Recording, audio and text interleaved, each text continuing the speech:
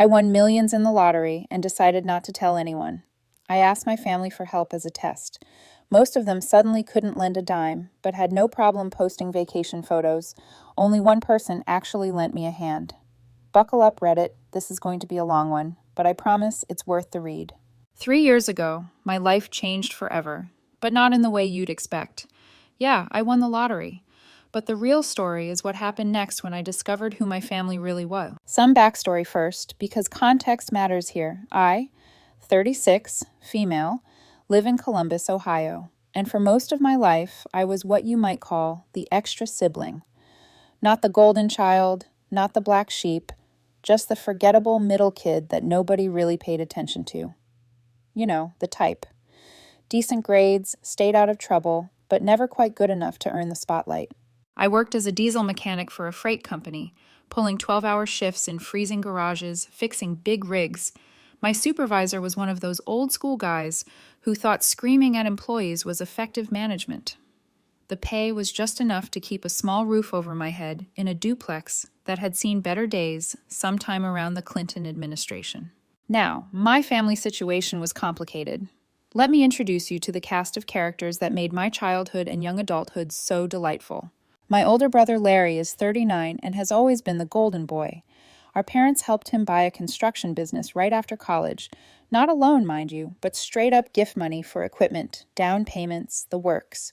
This guy drives brand new trucks every couple of years, constantly posts those cringy hustle and grind motivational quotes on Facebook, and genuinely believes that he's a self-made success story. The cognitive dissonance is stunning. He acts like he built his empire from nothing when the foundation was literally paved with our parents' cash. Larry's the type who name drops the cost of everything he owns in casual conversation.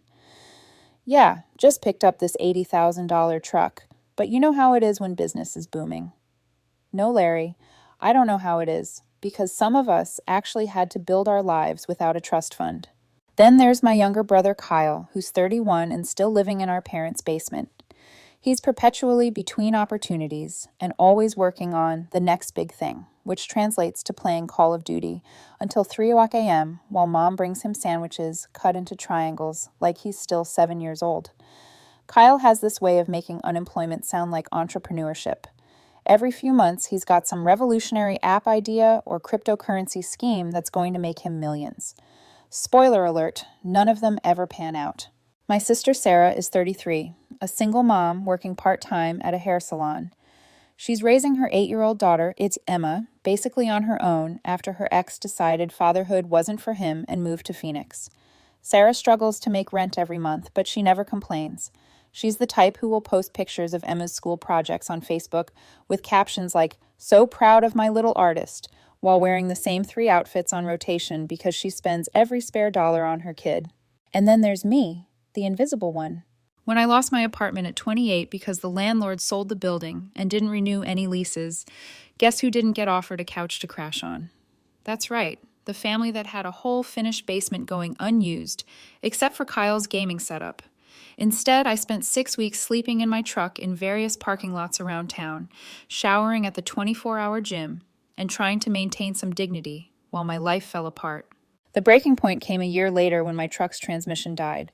This wasn't just an inconvenience, it was an existential crisis. No truck meant no way to get to work, and no work meant no way to fix the truck. I was looking at a $3,200 repair bill with about $180 in my checking account. So I swallowed my pride and called Larry, explained the situation, asked for a loan, not a handout, a loan with interest and a payment plan. I even offered to work extra hours at his company to pay it back. Larry listened to my whole sob story, then started laughing. Not a chuckle, but full-blown laughter, like I'd just told him the funniest joke he'd ever heard. "Maybe," he said between laughs, "it's time you accept that you're just not cut out for much. Some people are built for success, and others, well, others are built for other things." That sentence lodged itself in my brain like a splinter. For years afterward, every time something went wrong, every time I struggled, I could hear Larry's voice telling me I wasn't cut out for much. I ended up taking a payday loan at 400% interest to fix the truck, spent the next 8 months paying it off, eating ramen noodles and peanut butter sandwiches to make ends meet. Fast forward to 3 years ago. It was a Friday night in February, and I'd just finished one of those shifts that makes you question your life choices. 12 hours of crawling under frozen trucks, getting hydraulic fluid in my hair, and listening to my supervisor blame me for problems that existed long before I clocked in. I stopped at a gas station on the way home, partly for gas, and partly because the heater in my truck was acting up and I needed a few minutes in a warm building. The place was nearly empty, just me, the cashier, and some trucker grabbing energy drinks for an overnight haul. I had exactly $47 in my wallet, which had to last until the next paycheck. Gas took $35, leaving me with $12,000 for whatever food I could scrape up for the weekend. But there, sitting behind the counter, was a display of scratch-off tickets. Now, I'm not usually a gambling woman. I'd bought maybe 5 lottery tickets in my entire life, and they were all worthless. But something about that night, maybe it was the exhaustion, maybe it was Larry's voice still echoing in my head, maybe it was just the cosmic joke of being 33 and having $12 to my name, made me pull out a $10 bill. "Give me one of those $10 tickets," I told the cashier, pointing to a game called Millionaires Club. He handed me the ticket and a penny to scratch with. I usually would have waited until I got home, but the truck was cold and the store was warm, so I scratched it right there at the counter. First box, $500,000. Okay, that's the grand prize amount. Nothing unusual there. Second box, $500,000. Weird coincidence, but still. Third box, $500,000. My heart started doing something irregular in my chest. I checked the rules on the back of the ticket, read them twice, then 3 times. 3 matching amounts wins that amount. I had just won $500,000. But wait, it gets better. Because when I looked more carefully at the ticket, I realized I was reading it wrong. This wasn't a $500,000 prize. This was a $20 million prize, which after taxes came out to $13.4 million. I stood there in that gas station for probably 5 minutes, staring at the ticket, waiting for the number to change or for someone to tell me it was a mistake. The cashier asked if I was okay. The trucker asked if I needed to sit down. I mumbled something about needing air and stumbled outside to my truck. Sitting in the parking lot with the engine running, I stared at that ticket until my eyes hurt. I took pictures of it with my phone from every angle. I Googled the Lottery Commission's phone number and called their 24-hour validation line, punching in the serial number with shaking fingers. "Congratulations," the automated voice said. "This appears to be a winning ticket. Please contact our office during business hours to begin the claim process." I drove home in complete silence, not even turning on the radio. In my apartment, I put the ticket in a Ziploc bag, then put that bag inside another Ziploc bag, then put both bags in a fireproof safe I'd bought years earlier for important documents. Then I sat on my couch and stared at the wall until sunrise.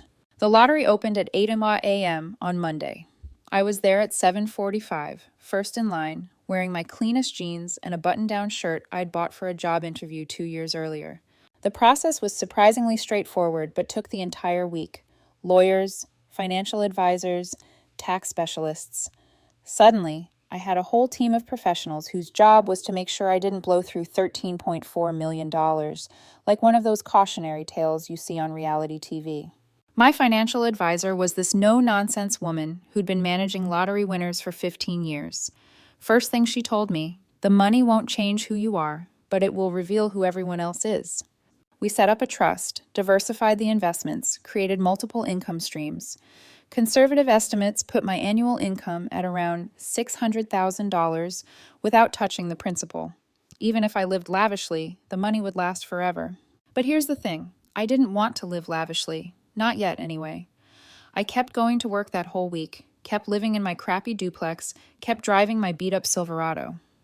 The only difference was that I'd catch myself smiling at random moments, like when my supervisor would scream at me about productivity quotas, or when I'd see Larry's latest Facebook post about his empire, because I had a plan forming in my head. A plan that would answer a question that had been eating at me for years. If I really needed help, if my life depended on it, would my family be there for me? I was about to find out. 2 weeks after claiming the lottery, I started my little experiment. I called my parents first, figuring I'd start with the people who were supposed to love me unconditionally. "Dad," I said when he answered, "I need to talk to you about something serious." I told them my shop had been cutting hours for months, and they'd finally laid me off. I said my truck's transmission was acting up again, and this time the repair would cost more than the vehicle was worth. I mentioned that my landlord was raising rent and I couldn't afford the increase on unemployment benefits.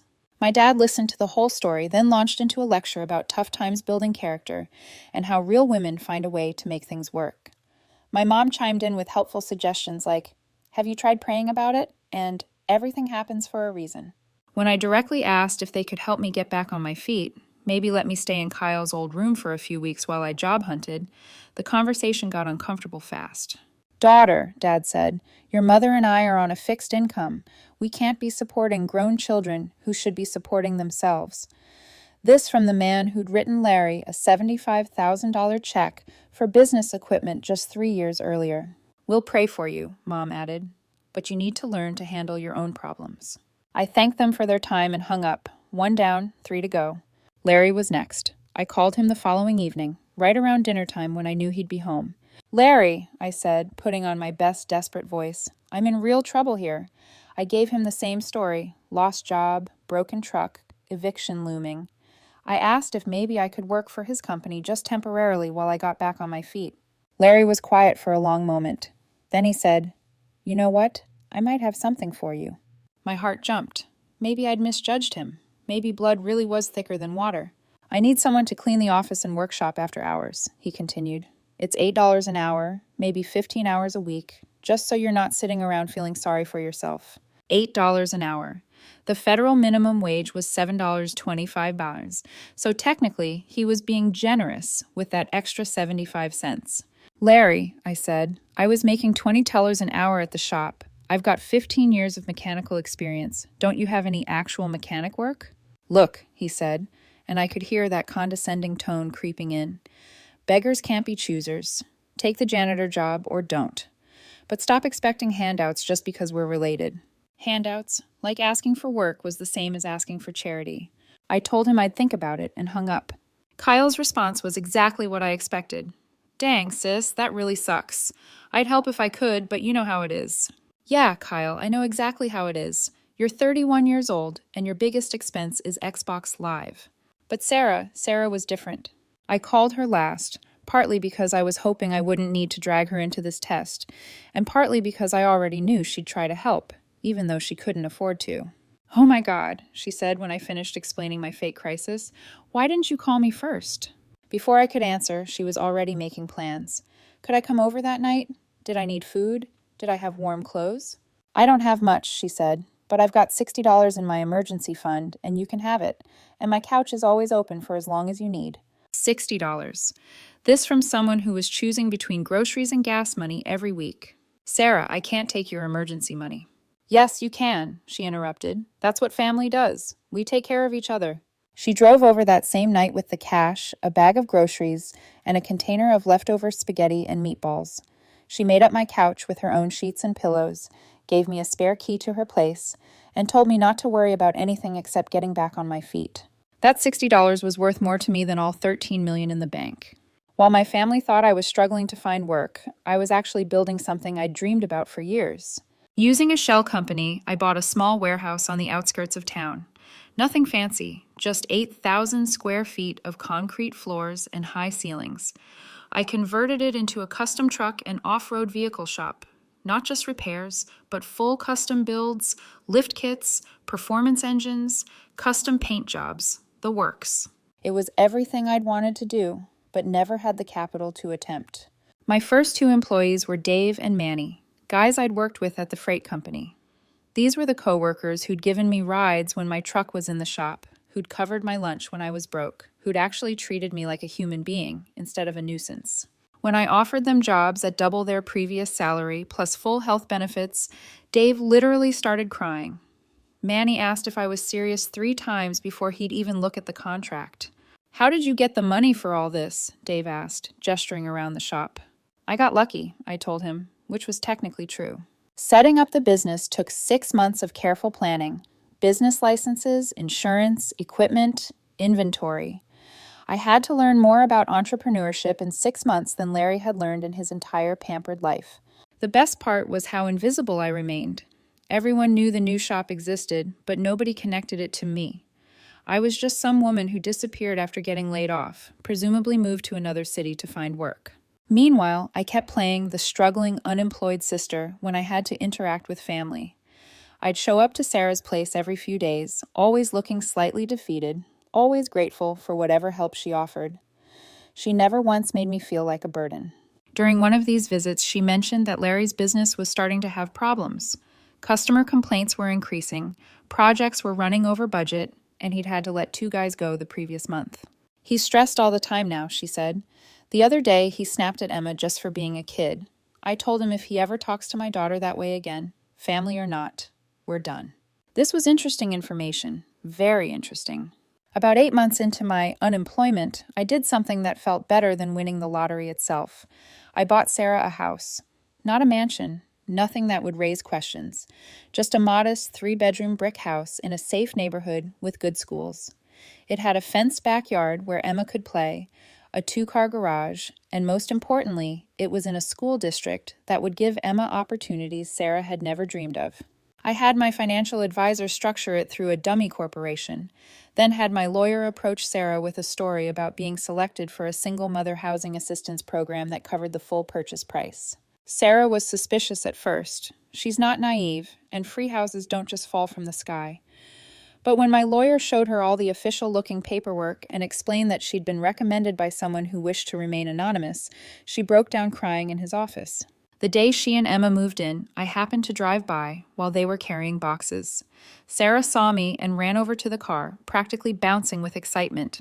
"Can you believe this?" she said, gesturing at the house. "Emma's going to have her own room with a window that looks out on the backyard. And there's a bathtub, not just a shower. I haven't had a bathtub in 5 years." Watching her happiness, knowing I was responsible for it, was worth more than any revenge I was planning. By the 1-year mark, Larry's construction business was in serious trouble. Social media posts about success and grinding had stopped entirely. The shiny new truck had been replaced by a 3-year-old model. Word was getting around town that his company was missing deadlines and going over budget on every job. That's when he called me. "Hey, little sister," he said, using a tone I hadn't heard from him in years, the fake, friendly voice he used when he wanted something. "I heard you might still be looking for work." I'd been unemployed for almost a year at this point, living off what family assumed were unemployment benefits and odd jobs. "I'm listening," I said. "My business is, well, let's call it in a growth phase. Lots of opportunities, but I need someone I can trust to help me take things to the next level. I was thinking maybe we could be partners." Partners? That was rich. "What kind of partnership?" I asked. "Well, I'd still be the primary owner, obviously, since it's my company and my reputation on the line, but I could see giving you maybe a 5% stake in exchange for a significant investment." "How significant?" "400,000 should do it. It's a bargain, really, considering what the company's worth." "400,000? From someone you think is unemployed and desperate?" I asked slowly. "I don't know. Bank loan, investor, whatever. You're a smart woman when you apply yourself. Figure it out." The audacity was breathtaking. And what would I get for this investment besides 5% ownership? Experience, he said. "Mainly, learning how to run a real business from someone who's actually successful. Think of it as paying for an education." I told him I'd think about it and call him back. Instead, I spent the next week having Larry's business thoroughly investigated: financial records, client satisfaction surveys, outstanding debts, pending legal issues. I wanted to know everything. The results were worse than I'd expected. Larry owed money to suppliers, had 3 different clients threatening lawsuits, and was about 6 weeks away from bankruptcy. His $400,000 investment opportunity was actually a desperate attempt to stay afloat. But here's the thing about desperate people. They make stupid decisions. I called Larry back and told him I'd found an investor willing to put up the money. We agreed to meet at a steakhouse downtown to discuss terms. Larry showed up to dinner in a leased BMW that probably cost more per month than most people's rent. He ordered the most expensive steak on the menu and spent the first 20 minutes telling me about his latest vacation plans and some new equipment he was thinking about buying. I let him talk, ordered a modest meal, and waited for him to get around to business. "So," he finally said, cutting into his $60 ribeye, "tell me about this investor of yours." "He's someone I've been talking to," I said. "Very interested in construction, has cash available, and is looking for the right opportunity." What's his background? Various businesses. He likes to stay low profile. Larry nodded like this made perfect sense. Smart. I'm the same way. So, what are we talking about here? The full 400? He'd prefer to buy the company outright, I said. Sees more potential in ownership than partnership. Larry's fork stopped halfway to his mouth. Buy it outright? This company's worth millions. How much exactly? At least 2 million, maybe 3. I pulled out my phone, opened my banking app, and slid it across the table. Larry's expression went from confidence to confusion to shock as he stared at the screen, showing a balance of $8.2 million. I had it appraised, I said quietly. Professional evaluation, 3 different firms. They all came back with the same number, 85,000. Larry's face went through several color changes. That's impossible. I've put years of work into this company. Years of work that led to customer complaints, lawsuits, and bankruptcy. Larry, you're 6 weeks away from losing everything. He was quiet for a long moment, still staring at my phone. How did you... Does it matter? Here's what I'm offering. $85,000 cash for 100% ownership. You can stay on as a project manager with a competitive salary. Project manager? It's my company. It was your company. Now it's just debt and a bad reputation. Take the deal, Larry, because it's the only one you're getting. Larry signed the papers 3 days later. He didn't have a choice. It was either sell to me or declare bankruptcy and lose everything anyway. The transition was swift and comprehensive. I kept the good employees and let go of the dead weight. I settled the outstanding debts and lawsuits. Most importantly, I restructured everything to actually serve customers instead of just enriching the owner. Larry's first day as my employee was educational for both of us. He showed up at his usual time, 10:02 a.m., because owners don't punch clocks, and headed straight for his old corner office. I intercepted him in the hallway. Morning, Larry. Your workspace is over here. I led him to a desk in the main room, right in the middle of everything. Where's my office? I converted it into a conference room. Much better use of space. His company Audi was gone, replaced by a basic work truck like everyone else drove. His expense account was canceled. His special parking spot became visitor parking.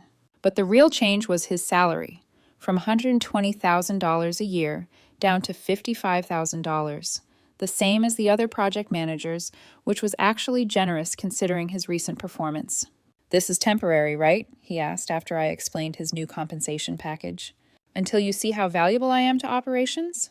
Larry, your value to operations will determine everything about your employment here. Perform well, and you'll be treated well. Underperform, and you'll be replaced. For the first time in our adult lives, Larry had to actually work for his money. While Larry was adjusting to life as a regular employee, I was making some other changes. Sarah had always been good with numbers and organization, skills that were wasted cutting hair for tips and doing part-time bookkeeping for small businesses. I offered her the position of operations director at a salary that doubled what she'd been making at the salon. I don't have experience running construction projects, she said. You have experience managing a household on no budget, raising a child alone, and keeping multiple part-time jobs organized. Trust me, you're overqualified. Sarah turned out to be exactly what the company needed. She instituted systems for tracking projects, improved communication with clients, and somehow managed to keep Larry from screwing up the jobs he was assigned to. Watching Larry take orders from our little sister was perhaps the most satisfying part of my revenge. For 33 years, he'd treated Sarah like she was invisible, just another family member who didn't matter. Now she was his boss, and she was better at the job than he'd ever been. Sarah never abused her authority, but she didn't coddle him either. When Larry tried to cut corners on a project, Sarah shut it down. When he showed up late, she documented it. When he complained about his new circumstances, she reminded him that having a job was better than unemployment. About 6 months into the new arrangement, Kyle started sniffing around for opportunities. He'd heard through the family grapevine that I was doing better and had even started some kind of business. He showed up at the shop one morning with a resume printed on copy paper and what I can only describe as audacious confidence. Thought you might need some extra hands, he said, looking around at the equipment and vehicles. I've got some ideas for improving efficiency. Kyle's resume was a work of creative fiction. He'd listed entrepreneurial ventures as his primary experience and described his basement gaming setup as remote digital marketing operations. What exactly do you think you could contribute here? I asked. Well, I've been researching the industry, and I think you're missing some key opportunities in the digital space: social media marketing, online customer acquisition, that sort of thing. This, from someone who's never held a job for more than 3 months. Kyle, I said, this is a construction and custom vehicle business. Our clients care about quality work, not hashtags. That's exactly the kind of thinking that keeps small businesses small, he replied, apparently unaware he was lecturing someone whose small business was already more successful than anything he'd ever attempted. I told him we were fully staffed and didn't need additional help. He left disappointed, but not defeated. Kyle's optimism is impervious to reality. By month 8, Larry was struggling. The work was harder than he remembered. The hours were longer than he was used to, and the lack of special treatment was wearing on him. It all came to a head during a client meeting. Larry had promised a client we could complete their project in half the time it would actually take, apparently forgetting he no longer had the authority to make such commitments. When the client called to confirm the timeline, Sarah had to explain that Larry had misstated our capabilities and that the realistic completion date was twice what he'd promised. The client was not happy. They came to the shop for a face-to-face meeting, and let's just say they expressed their displeasure loudly and in detail. Larry tried to deflect blame onto miscommunication and new management procedures, but it was clear to everyone present that he'd simply lied to try to secure the contract. After the client left, I called Larry into my office. That was unacceptable, I said.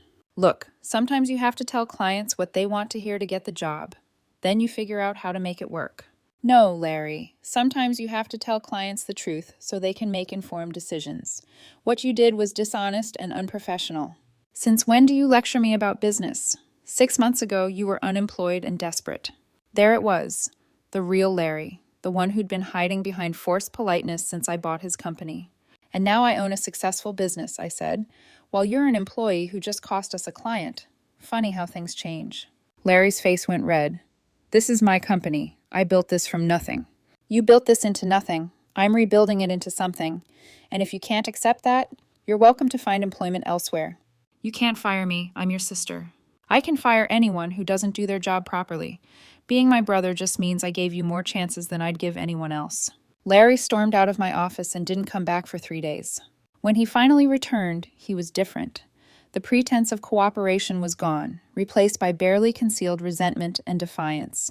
He started showing up late regularly. His work quality declined. He began making snide comments to other employees about family businesses and lucky breaks. Meanwhile, my parents had caught wind of the situation and were not pleased. They called me on a Tuesday evening, both on speakerphone for maximum impact. "What's this we hear about you humiliating your brother?" Mom asked. "I'm not sure what you mean." "Larry says you bought his company just to torture him," Dad added. "Says you're making him work like a common laborer." "Larry is working as a project manager, same as the other project managers. If he has complaints about his treatment, he can address them through proper channels." "This is ridiculous," Mom said. "You should support each other, not tear each other down." The irony was so thick I could have cut it with a knife. "You're absolutely right, Mom. Families should support each other. Where was that support when I was sleeping in my truck? Where was it when I needed help with basic transportation to keep working?" That was different. No, it wasn't. The only difference is that now I have the power to help or not help, and I'm choosing to base that decision on how I was treated when I had nothing. Dad's voice got stern. "You're being petty and vindictive." "I'm being consistent. Larry is still employed, still earning a living wage, still has opportunities to prove himself. That's more support than I ever received from this family." The conversation ended badly, with my parents insisting I was destroying the family, and me pointing out that the family had already been destroyed by years of favoritism and neglect. Larry lasted another month before he reached his breaking point. He came into my office on a Friday afternoon with an ultimatum. "I want my old role back," he announced. "Full authority, executive salary, company car. This experiment has gone on long enough." I leaned back in my chair and studied him. He looked tired, defeated, but still somehow entitled. "What experiment?" "This whole thing where you pretend to be the boss. We both know I'm the one with the experience and connections. Give me back control and I'll consider letting you stay on as a partner." The audacity was stunning. Even in defeat, Larry couldn't imagine a world where he wasn't the center of everything. "Larry," I said slowly, "let me make sure I understand. You want me to give you back the company I bought from you, restore the salary and benefits that were bankrupting the business, and accept a junior role in the company I've spent 8 months rebuilding? When you put it like that, it sounds unreasonable. It doesn't just sound unreasonable, Larry. It is unreasonable. Here's what I'm prepared to offer. You can continue working here as a project manager, following the same rules as everyone else, or you can find employment elsewhere. Those are your options. Larry's face went through a range of emotions: anger, disbelief, desperation, and finally resignation. You really think you're better than me now, don't you? I think I'm more successful than you now. Whether that makes me better is a different question. This isn't over, he said, heading for the door. Actually, Larry, it is. And if you decide to leave, don't expect a reference letter. Larry walked out that day and never came back. He didn't even clean out his desk, just disappeared like a bad employee who knows he's about to be fired. I heard through the family grapevine that he'd found work at a rival construction company, but as a basic site supervisor making about half what I'd been paying him. His girlfriend, the one who'd been attracted to his success, apparently decided that dating a middle management employee wasn't as appealing as dating a business owner. Within 2 months, Larry had moved into a smaller apartment in a less desirable part of town. His social media presence, once filled with humble brags and luxury purchases, went silent entirely. I felt nothing, no satisfaction, no regret, just the quiet contentment of a problem that had solved itself. 6 months later, my parents attempted one final intervention. They invited me to Sunday dinner, the first invitation I'd received in over 2 years, and sat me down for what they probably thought would be a come-to-Jesus conversation. Larry's struggling, Mom said. His health is suffering from the stress. He's lost weight, looks tired all the time. This feud needs to end, Dad added. There's no feud, I said. Larry made choices, and those choices had consequences. He's free to make different choices anytime he wants. You could rehire him, Mom suggested. Give him another chance. I gave him several chances. He chose not to take advantage of them. But he's family, she said, as if that magic word solved everything. So am I replied. So is Sarah.